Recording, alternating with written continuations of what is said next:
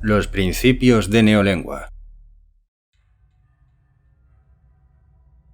Neolengua era la lengua oficial de Oceanía y fue creada para solucionar las necesidades ideológicas del INGSOC o socialismo inglés. En el año 1984 aún no había nadie que utilizara la neolengua como elemento único de comunicación, ni hablado ni escrito. Los editoriales del Times estaban escritos en neolengua, pero era un tour de force que solamente un especialista podía llevar a cabo. Se esperaba que la neolengua reemplazara la vieja lengua, o inglés corriente, diríamos nosotros, hacia el año 2050. Entretanto, iba ganando terreno de una manera segura, y todos los miembros del partido tendían cada vez más a usar palabras y construcciones gramaticales de neolengua en el lenguaje ordinario. La versión utilizada en 1984, comprendida en las ediciones 90 y 10 del diccionario de neolengua, era provisional y contenía muchas palabras superfluas y formaciones arcaicas que más tarde se suprimirían. Aquí nos referiremos a la última versión, la más perfeccionada, tal como aparece en la 11ª edición del diccionario. La intención de la neolengua no era solamente proveer un medio de expresión a la cosmovisión y hábitos mentales propios de los devotos del INGSOC, sino también imposibilitar otras formas de pensamiento. Lo que se pretendía era que una vez la neolengua fuera adoptada de una vez por todas y la vieja lengua olvidada, cualquier pensamiento herético, es decir, un pensamiento divergente de los principios del INGSOC, fuera literalmente impensable, o por lo menos en tanto que el pensamiento depende de las palabras. Su vocabulario estaba construido de tal modo que diera la expresión exacta, y a menudo de un modo muy sutil, a cada significado que un miembro del partido quisiera expresar, excluyendo todos los demás sentidos, así como la posibilidad de llegar a otros sentidos por métodos indirectos. Esto se conseguía inventando nuevas palabras y desvistiendo a las palabras restantes de cualquier significado heterodoxo y a ser posible de cualquier significado secundario. Por ejemplo, la palabra libre aún existía en neolengua, pero solo se podía utilizar en afirmaciones como «este perro está libre de piojos» o «este prado está libre de malas hierbas». No se podía usar en su viejo sentido de políticamente libre o intelectualmente libre, ya que la libertad política e intelectual ya no existían como conceptos y por lo tanto necesariamente no tenían nombre. Aparte de la supresión de palabras definitivamente heréticas, la reducción del vocabulario por sí sola se consideraba como un objetivo deseable, y no sobrevivía ninguna palabra de la que se pudiera prescindir. La finalidad de la neolengua no era aumentar, sino disminuir el área del pensamiento, objetivo que podía conseguirse reduciendo el número de palabras al mínimo indispensable. La neolengua se basaba en la lengua inglesa, tal como ahora la conocemos, aunque muchas frases de neolengua, incluso sin contener nuevas palabras, serían apenas inteligibles para el que hablara el inglés actual. Las palabras de neolengua se dividían en 3 clases distintas, conocidas por los nombres de vocabulario A, vocabulario B, también llamado de palabras compuestas, y vocabulario C. Lo más simple sería discutir cada clase separadamente, pero las peculiaridades gramaticales de la lengua pueden ser tratadas en la sección dedicada al vocabulario A, ya que las mismas reglas se aplicaban a las 3 categorías. El vocabulario A. El vocabulario A consistía en palabras de uso cotidiano. Cosas como comer, beber, trabajar, vestirse, subir y bajar escaleras, conducir vehículos, cuidar el jardín, cocinar y cosas por el estilo. Se componía prácticamente de palabras que ya poseemos, palabras como golpear, correr, perro, árbol, azúcar, casa, campo, pero en comparación con el vocabulario inglés de hoy en día, su número era extremadamente pequeño, al mismo tiempo que sus significados eran más rigurosamente restringidos. Todas las ambigüedades y distintas variaciones de significado habían sido purgadas. En tanto que fuera posible, una palabra de neolengua de este tipo quedaba reducida simplemente a un sonido preciso que expresaba un concepto claramente entendido. Hubiera sido totalmente inconcebible utilizar el vocabulario A para propósitos literarios o para discusiones políticas o filosóficas. Su intención era la de expresar pensamientos simples y objetivos, casi siempre relacionados con objetos concretos o acciones físicas.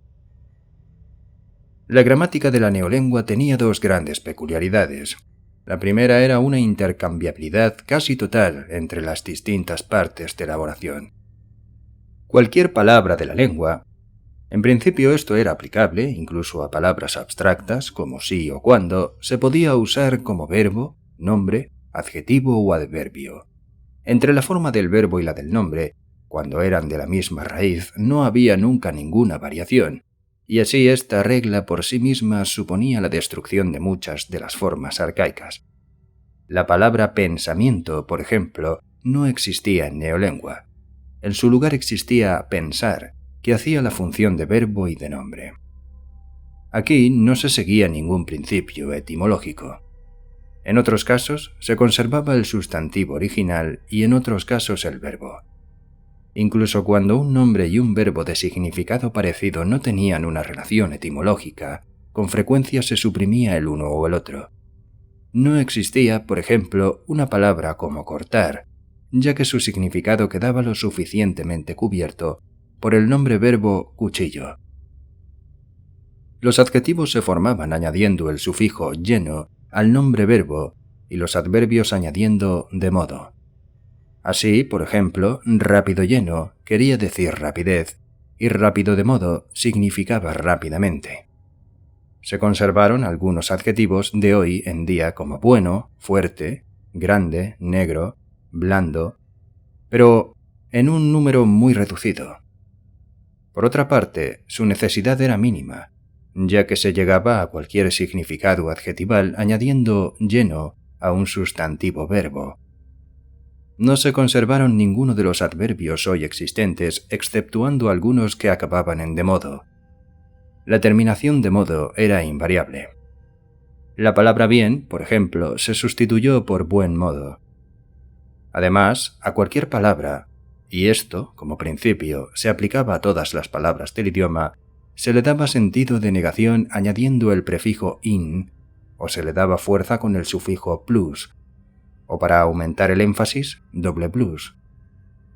Así, por ejemplo, infrío significaba caliente, mientras que plusfrío y doble plusfrío significaban respectivamente muy frío y extraordinariamente frío. También era posible, como en el inglés de hoy en día, modificar el significado de casi todas las palabras con preposiciones afijas como ante, post, sobre, sub, etc. A base de este método fue posible disminuir enormemente el vocabulario.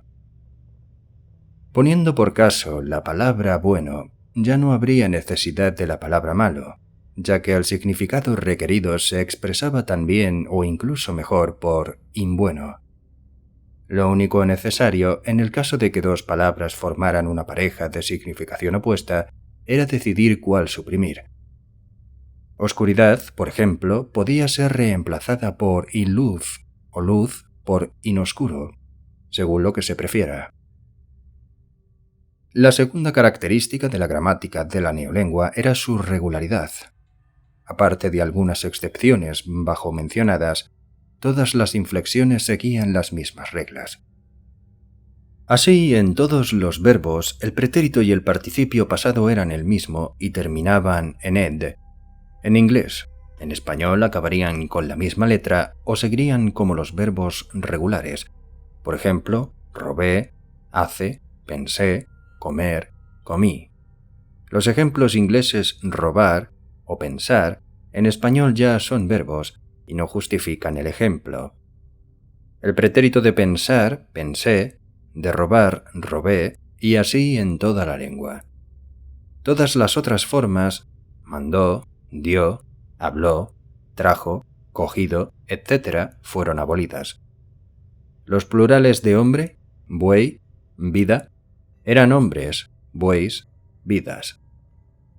La única clase de palabras a las que todavía se les permitía inflexiones irregulares eran los pronombres, los relativos, los adjetivos demostrativos y los verbos auxiliares. Todos estos seguían su uso antiguo, excepto que quién había sido suprimido por innecesario y los tiempos condicionales de deber, debería, habían caído en desuso, ya que habían sido cubiertos por haría, habría hecho. Había también ciertas irregularidades en la formación de palabras creadas por la necesidad del habla fácil y rápida. Una palabra que fuese difícil de pronunciar o que podía entenderse incorrectamente se estimaba ipso facto una mala palabra, así que ocasionalmente por la eufonía se insertaban letras en una palabra o se conservaba una forma arcaica, pero esta necesidad tenía más relación sobre todo con el vocabulario B. La razón de la importancia concedida a la facilidad de la pronunciación se aclarará más tarde en este ensayo. El vocabulario B. El vocabulario B consistía en palabras que habían sido construidas deliberadamente con propósitos políticos, es decir, palabras que no solamente tenían en todos los casos implicaciones políticas, sino que además poseían la intención de imponer una deseable actitud mental en la persona que las utilizaba. Sin una comprensión total de los principios del Ingsoc, era difícil usar estas palabras correctamente. En algunos casos se podía traducir a la vieja lengua o incluso a palabras tomadas del vocabulario A, pero ello exigía una larga parrafada y siempre se perdían ciertos énfasis. Las palabras del vocabulario B eran una especie de taquigrafía verbal que a menudo englobaban toda una serie de ideas expresadas en unas pocas sílabas y a la vez con un sentido más exacto y más fuerte que en el lenguaje ordinario. Las palabras B eran en todos los casos palabras compuestas. Palabras compuestas como hablar, subir, también se encontraban, claro está, en el vocabulario A, pero no eran más que abreviaciones de conveniencia y no tenían ideología de ningún color en especial. Consistían en dos o más palabras juntadas de un modo fácilmente pronunciable. El resultado era siempre un verbonombre y se utilizaba según las reglas normales. Pongamos un único ejemplo. La palabra bien pensar, que significa de un modo general ortodoxia, o si uno quiere tomarla como verbo, pensar de un modo ortodoxo. Su declinación era la siguiente. Nombre verbo, bien pensar. Pretérito y participio pasado, bien pensado. Participio presente, bien pensante. Adjetivo bien pensado lleno. Adverbio, bien pensadamente. Nombre verbal, bien pensado. Las palabras B no se construían de acuerdo con ningún plan etimológico. Las palabras podían ser de cualquier parte de la lengua, se podían componer en un orden cualquiera y ser mutiladas de modo que las hiciera de fácil pronunciación a la vez que indicaban su derivación. En la palabra crimen pensar, pensamiento crimen, por ejemplo, el pensar iba detrás mientras que en pensar policía del pensamiento, iba primero y en la última palabra. Policía había perdido las 3 sílabas finales. Dada la dificultad de asegurar la eufonía, las formaciones irregulares eran más comunes en el vocabulario B que en el vocabulario A. Por ejemplo, las formas adjetivadas de miniver, minipax y minimor eran respectivamente miniver lleno, minipax lleno y minimor lleno, simplemente porque verdad lleno, paz lleno y amor lleno eran algo difíciles de pronunciar. En principio, de todos modos, todas las palabras B se modulaban del mismo modo. Algunas de las palabras B tenían significados muy sutiles, apenas inteligibles para quien no dominara la lengua en su totalidad. Consideremos, por ejemplo, una frase típica del editorial del Times como esta: viejos pensadores in corazón sentir in shock. El modo más sencillo de entender esto en la vieja lengua sería como que se formaron con las ideas de antes de la Revolución. No pueden tener una comprensión emocional de los principios del socialismo inglés. Pero esta no es una traducción adecuada.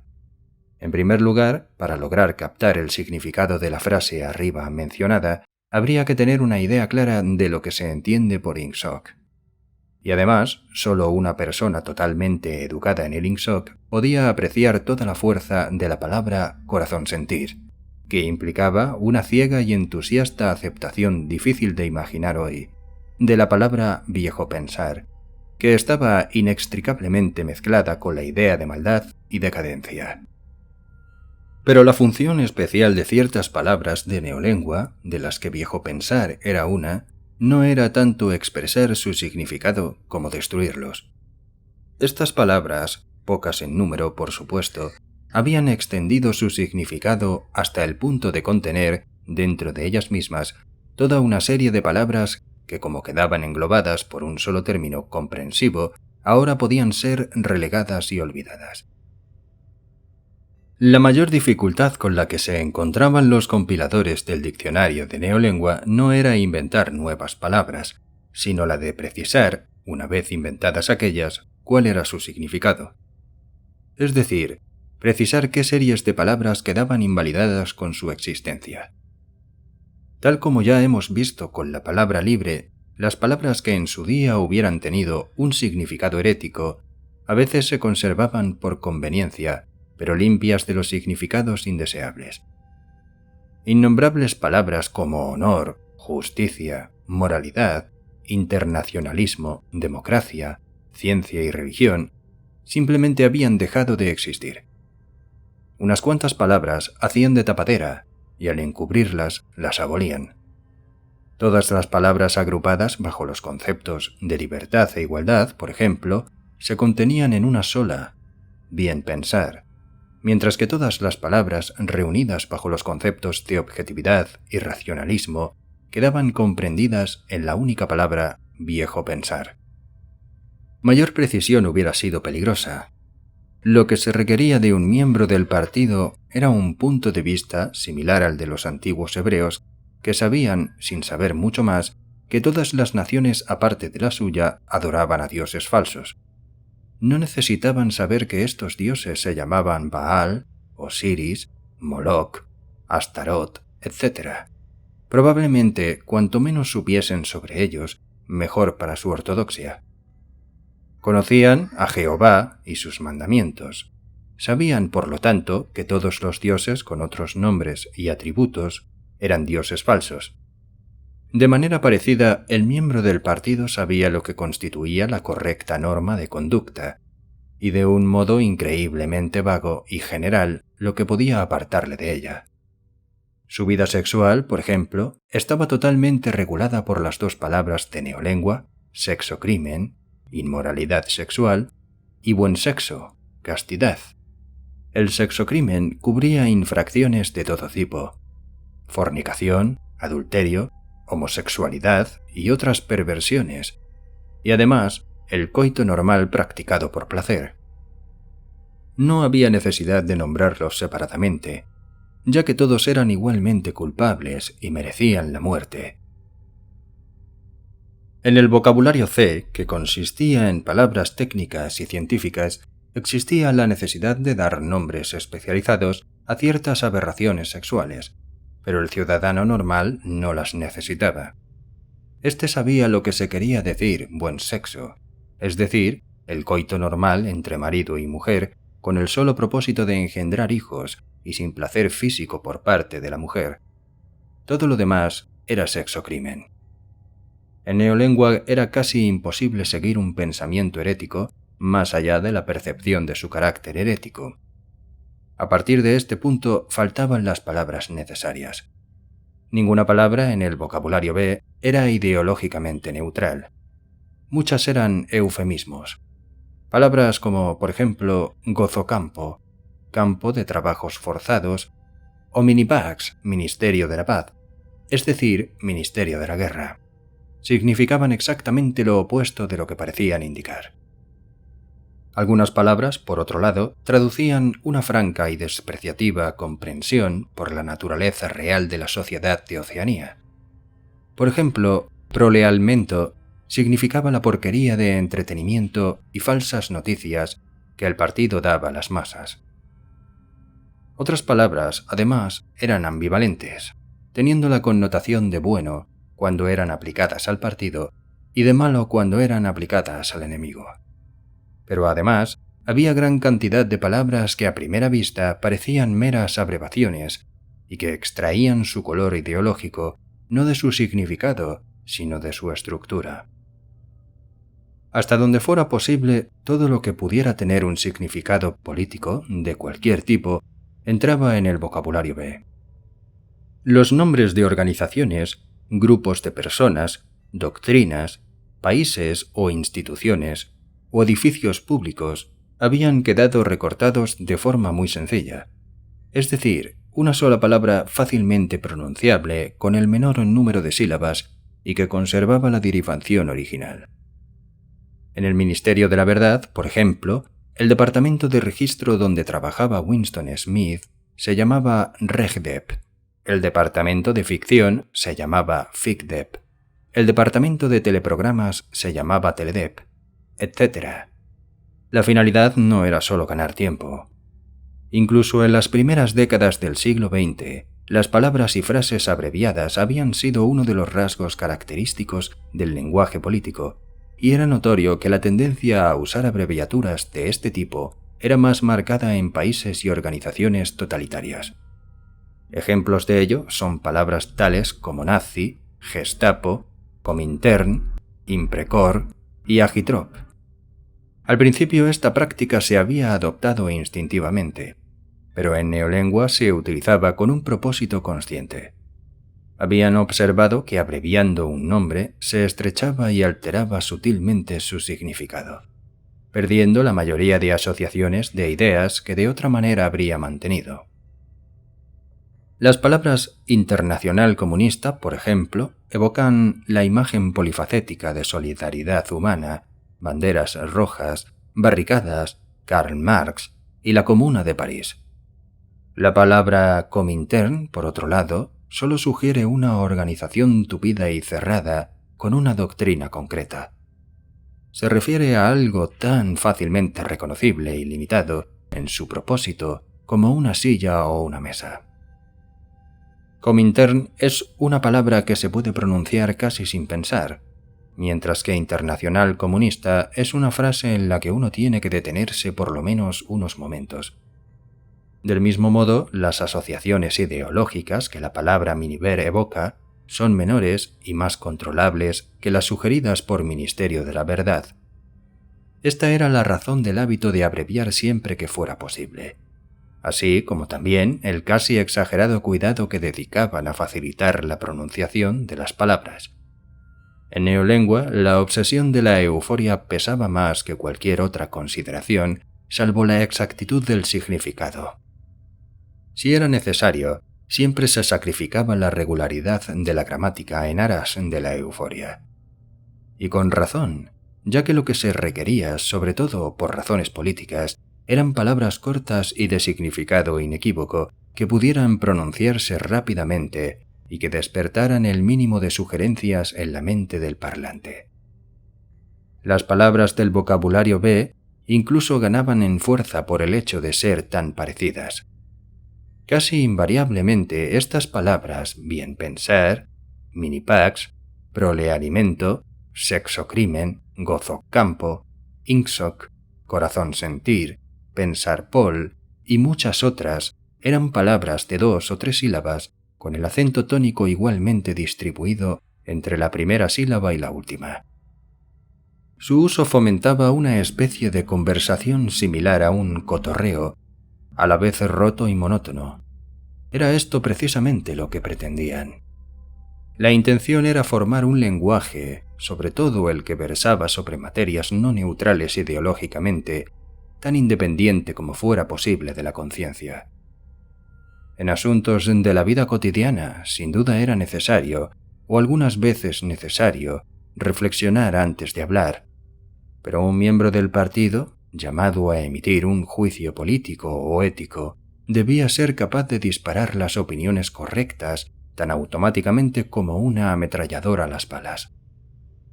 Su entrenamiento lo preparaba para ello. el lenguaje le daba un instrumento casi infalible, y la textura de las palabras, con su sonido duro y una especie de fealdad salvaje, de acuerdo con el espíritu de Ingsoc, acababan de completar el proceso. Además, contribuía el hecho de tener pocas palabras donde escoger. En relación con el nuestro, el vocabulario de la neolengua era mínimo, y continuamente inventaban nuevos modos de reducirlo. Desde luego, la neolengua difería de la mayoría de otros lenguajes en que su vocabulario se empequeñecía en vez de agrandarse.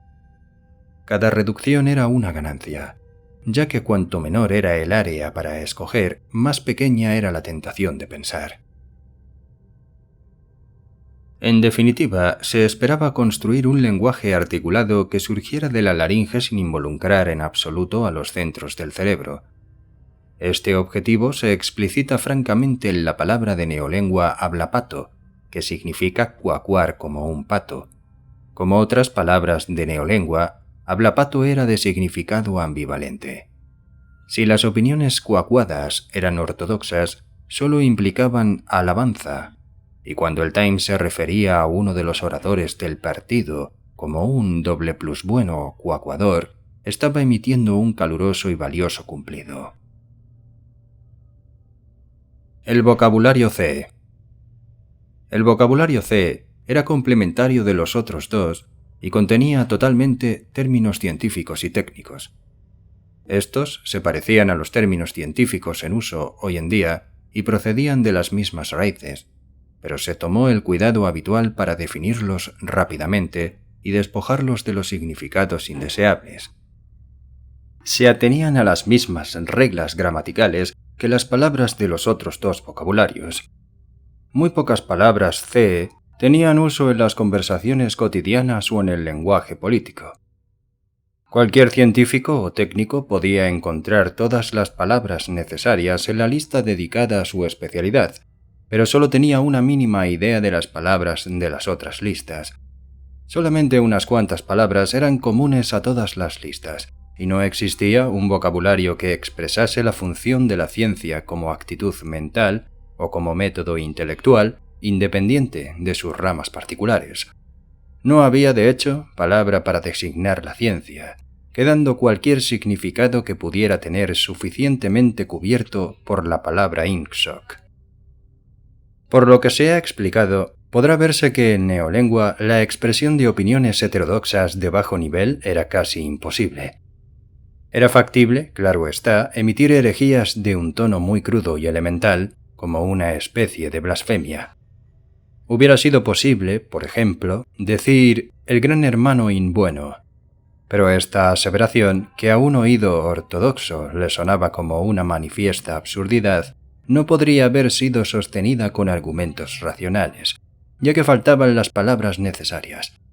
Solo podían sostenerse ideas contrarias al Ingsoc de una manera vaga y sin palabras, y formularlas en unos términos muy genéricos que mezclaban y condenaban todo tipo de herejías sin definirlas particularmente. De hecho, solo podía utilizarse la neolengua para fines heterodoxos, traduciendo de un modo ilegítimo algunas de las palabras de la vieja lengua. Por ejemplo, todos los hombres son iguales. Era una afirmación posible en neolengua, pero en el mismo sentido en que todos los hombres tienen el pelo rojo, pudiera serlo en vieja lengua. No contiene ningún error gramatical, pero expresa una no verdad palpable, como que todos los hombres son de la misma estatura, peso o fuerza. El concepto de igualdad política ya no existía, y por lo tanto esta significación secundaria había sido limpiada de la palabra igual.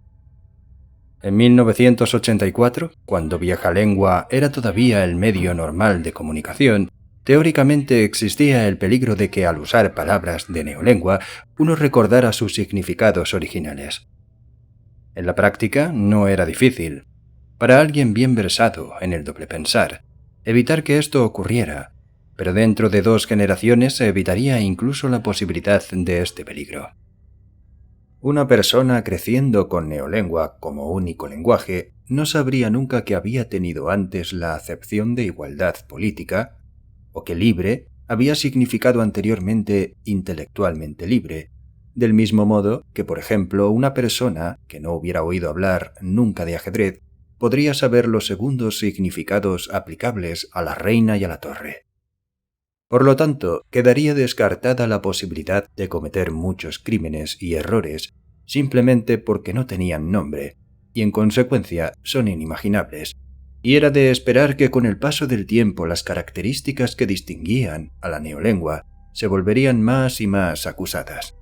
Sus palabras irían disminuyendo, sus significados cada vez más restringidos y más remoto el peligro de utilizarlos impropiamente. Al desaparecer la vieja lengua, se habría roto el último lazo con el pasado.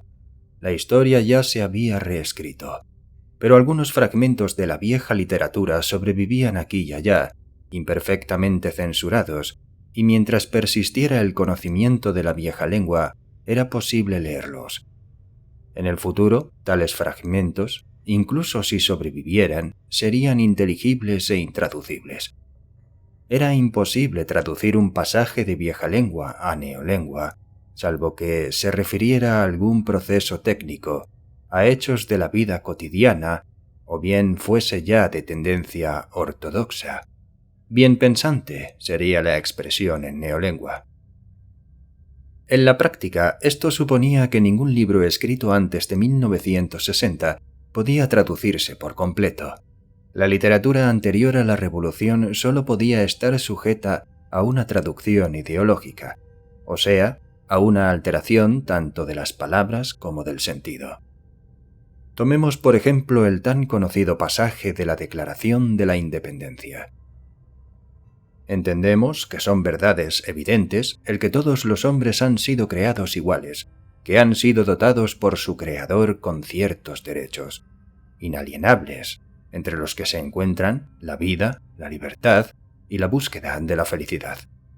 Y que, para asegurar estos derechos, se han instituido entre los hombres los gobiernos, cuyo poder depende del consentimiento de los gobernados.